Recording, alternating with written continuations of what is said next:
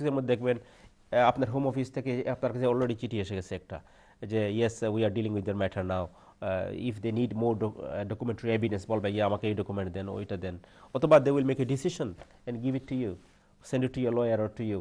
So এই যে জিনিসটা, আমি এটার জি জন্য কোনো টাকা খরচ করতে হয় না। এমপির কাছে চিঠি লিখতে হলে টাকা খরচ করতে হয় না, কিন্তু হাইকোর্টে জুডিশিয়াল রিভিউ করতে যাবেন, it will cost you thousands of pounds.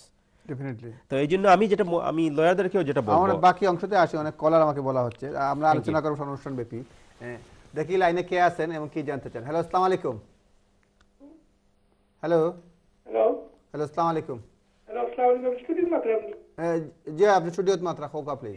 जी हमने जिक्र আমার ওয়াইফ আর ডিপেন্ডেন্স আর নাই 2009 ও তারা আমরা কাগজ কাগজ চাচ্ছি 2012 ফেব্রুয়ারির আগে অ্যাকচুয়ালি ইন্ডিপেন্ডেন্ট ফাইল দিয়েছেন তারা মার্চে। জি আপনার ও মার্চটা কি কাউন্ট করবো নি আরো বছর সিটিজেনশিপের লাগি ন্যাশনালাইজেশনের লাগি অ্যাপ্লাই করতে হইলে? আর আমার ছেলে তাই আন্ডার 18 টা বা যখন তারা 3 বছরের দিব। জি আচ্ছা, থ্যাংক ইউ। আপনি লাইনে থাকা, ব্যারিস্টার মালিক আপনার প্রশ্নের উত্তর দিবা। তারা সেটেলমেন্ট ভিসা আইছেন বাংলাদেশ থেকে, বোঝাদার না? জি জি You that's supposed to be my wife's supposed to be there so in 2009. Spouse বিয়ে, এবং আপনি ব্রিটিশ না নি? আপনি ব্রিটিশ, ওয়েল তাহলে তো 3 বছর কন্টিনিউয়াস রেসিডেন্স হইব, যেদিন থেকে তারা আইসইন ওদিন থেকে লেগে 3 বছর শুরু, 3 বছর হইব যায়। আমার ছেলে তাই still under 18 টা। ছেলে আপনার ব্রিটিশের পরে জন্ম নি না, আগে জন্ম? আইন আমার ব্রিটিশের উপরে জিও। তাহলে তো ছেলে তো তাই করতে পারবা, তাই তো রাইট অফ বোর্ড ভিসা নিশ্চয় পাইছেন মনে হয়, না আমার তো ডিপেন্ডেন্ট বিষয় আইছে। Dependent visa আইসইন। ওয়েল তাহলে আপনি যদি রেজিস্ট্রেশন লাগে অ্যাপ্লাই করতে চান, তাহলে ওই স্টিল 3 বছর রিকোয়ারমেন্ট। বাট আমি মনে করি যে একজন যদি ফাদার যদি ব্রিটিশ থাকেন by descent, he should get in right of a board. যদি আমি জানি না এখন এখন ডিপেন্ড করে মানে ফাদারের উপরে। ফাদার কিলা হইছে। আপনি ব্রিটিশ হইছিলা কিলা? আমার ফাদারের টুরছে। ও তাইলে তো হইছে না, তাইলে আপনি হইছে আপনার ফাদারের থ্রুতে হইছে না, তার লাগে হইছে না। আপনার ছেলে আর ওই সেম মাদারের লগে অ্যাপ্লাই করে দিব না। করা যাইব যে 3 বছর পরে। জি ওকে আচ্ছা, thank you. Thank you. Thanks. আমি যাচ্ছি নেক্সট কলারের কাছে, দেখি নেক্সট কলার কি জানতে চান। হ্যালো, আসসালামু আলাইকুম। হ্যালো হ্যালো হ্যালো, আসসালামু আলাইকুম। স্টুডিও। জি, স্টুডিওতে বলুন প্লিজ। হ্যালো, আসসালামু আলাইকুম। আসসালাম। তাহলে আমার একটা ইনফরমেশন নেওয়ার দরকার ছিল আর কি। জি বলেন প্লিজ। হ্যালো, জি বলুন প্লিজ। তাহলে আমি এখানে পিএসডব্লিউ ভিসা আছি আপাতত।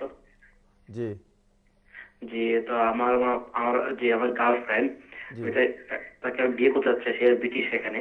জি তো আমার কথা হচ্ছে যে আমি যদি তাকে বিয়ে করতে হয় এখানে, আর আমার 6 মাসের ভিসা আছে এখানে। জি তো বলুন। শুনতে পাচ্ছি আমরা। আমার কি করণীয় করতে হবে এটা আপনাদের জানতে চাচ্ছিল আর কি।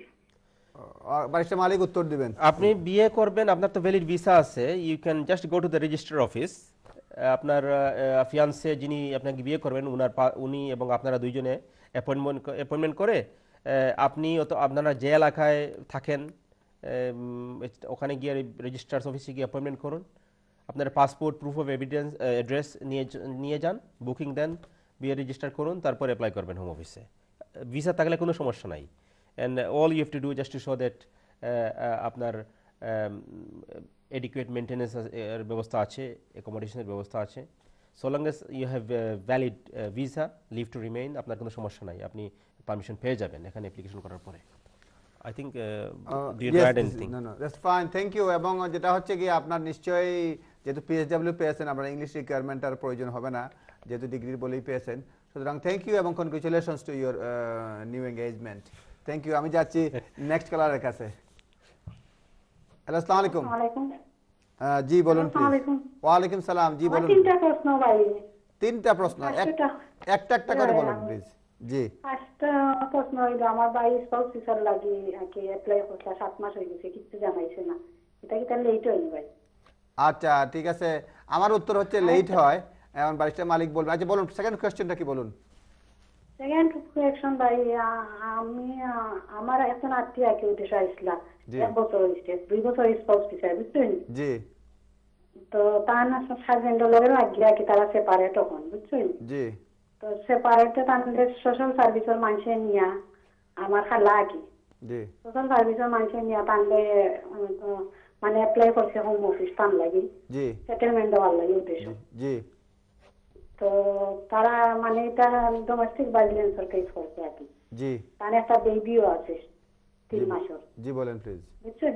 জি আমি বুঝছি। জি সোশ্যাল সার্ভিসের মানুষ আর কি মানে সপ্তাহ লেখিয়া অ্যাপ্লাই করছে, খালি পুলিশ জানানি হয়েছে না, জি আর ডাক্তারও কওয়া হয়েছে না আর কি। তো এটা এই কেস টাইম কিটা পাইবান আচ্ছা, আর থার্ড কোয়েশ্চেন। আমার খালাই আর কি। জি থার্ড কোয়েশ্চেন। থার্ড কোয়েকশন হইল আমার আম্মা কি দেশে আইতা যে হলিডে দিছে আর কি। জি তো কিটা কিটা লাগে ভাই ওটা তো কই যায়। আচ্ছা থ্যাংক ইউ, আপনি লাইনে থাকুন আর বাইশটা মালিক উত্তর দিবেন। স্পাউস পিসটা আমি Okay, বুঝতে বুঝছি না। স্পাউস কোন অ্যাপ্লাই স্পাউস ভিসা এখান থেকে করছে 7 মাস হয়ে গেছে, কোনো কোন রেসপন্স অ্যাপ্লাই নাই। করছেন? স্পাউস ভিসা আপনি তো লন্ডন থেকে ইউকে থেকে করছেন তো? আমি যেটা বুঝছি মানে ইউকে থেকে করছেন তাই না কি? দুইটাই উত্তর দিতে পারেন, ঢাকা থেকে করলে বা ইউকে থেকে দিলে স্পাউস ভিসা।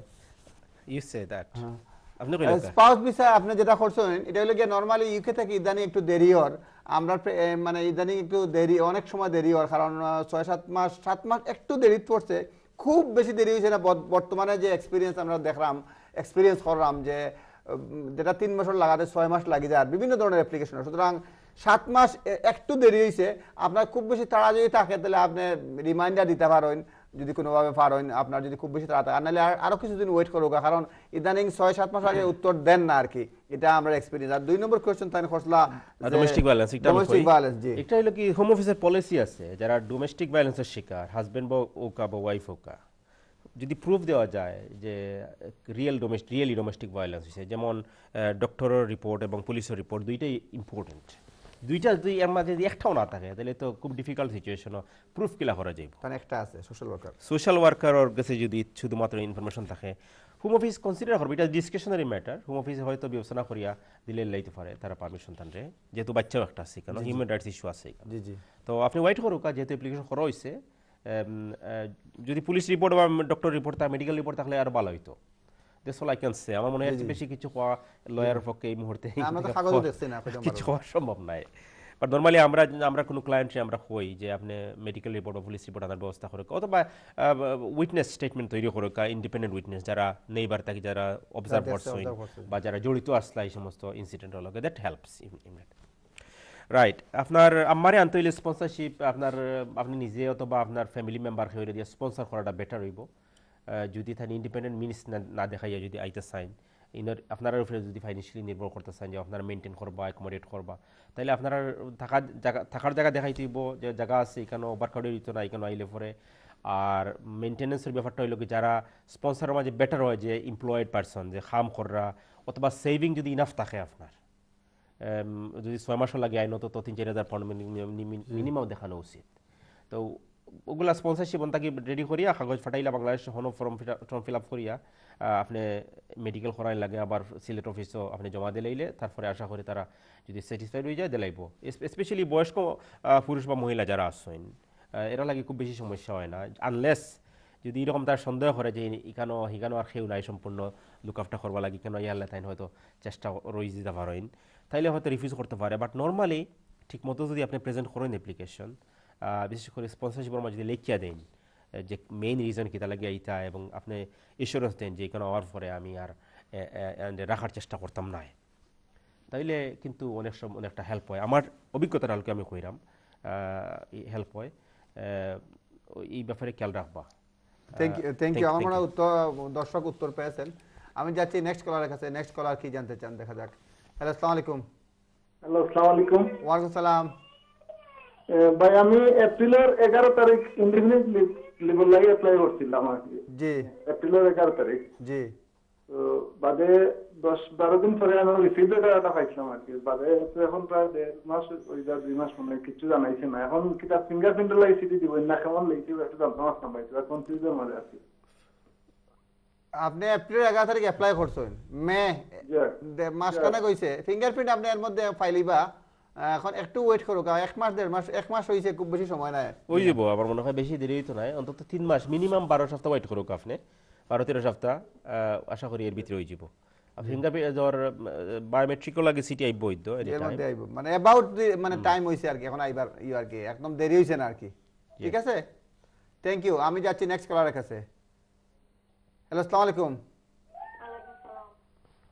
জি বলেন প্লিজ।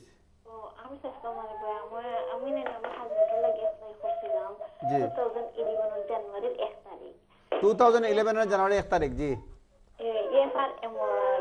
এফআরএম অ্যাপ্লিকেশন করছিলাম। জি এফএলআরএম। জি তারা কি ইলিগেল আর আমার দুটো বাচ্চা আছে নাকি ব্রিটিশ, আমিও ব্রিটিশ। জি। তো তারা কিচ্ছু জানাইলো না। কদিন আগে হইলো যেন জুয়ো দিতা যেন ফিঙ্গার ফেস দিলা। জি এখন কতদিন হয়ে গেল? কয়দিন আগে বলতে কতদিন আগে? 2011 জানুয়ারির 9 তারিখ আমি অ্যাপ্লিকেশন করছিলাম। আর তারা আমার কাছে চিঠি দেওয়া কইছিল যেন ফিঙ্গারপ্রিন্টস দেওয়ার লাগে 2000 ফেব্রুয়ারির 3 তারিখ।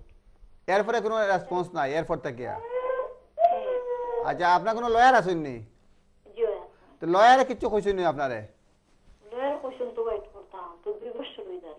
2 বছর হয়ে যায় বাইশার আমাদের মালিক। This is it longer than usual লাগে আমার কাছে। লঙ্গার। জি আপনার লয়ারের কাছে গিয়া একটু বালাহরি হৌকা যে হোয়াট ইজ দ্য বিষয়টা কি তাই একটু আপনি তান্ডে হৌকা তাই কতটুকু চেঞ্জ আপ করছেন ওরা দেখতে হইব। এফএলআর ও মেটারো এমও আর কি marriage application should not taken more than 6 months. আমরা হোম অফিস থেকে পারমিশন আনছি, আনার পরে বিয়া করা। ইয়েস বাট আপনার হাজবেন্ড কি তা ওভারস্টে ইলিগাল আসলানি আগে? ও ইলিগেল। তাহলে একটু দেরি হইতে পারে, এটা ডিসকাশনারি ম্যাটারও। তারা দিবনিতে হ্যাঁ দেওয়ার সম্ভাবনা আছে, বাট আমার মনে হয় একটু ওয়াইট করুকা। আপনার লয়ারে করুকা একটা রিকোয়েস্ট করতে তার হোম অফিসের সিটি লেখিয়া যাতে করি একটা বালা করে তাড়াতাড়ি করে আর কি তারা। গত সপ্তাহে আমার একটা বেবি হইছে নাকি, আর বেবির বার্থ সার্টিফিকেট দিয়ে আমি ফাটাইছি। দ্যাটস গুড, এটা বালা করছেন। এটা কম্পাশনের গ্রাউন্ডস ক্রিয়েট হইছে এবং হিউম্যান রাইটসর গ্রাউন্ডসও খুব স্ট্রং হইছে।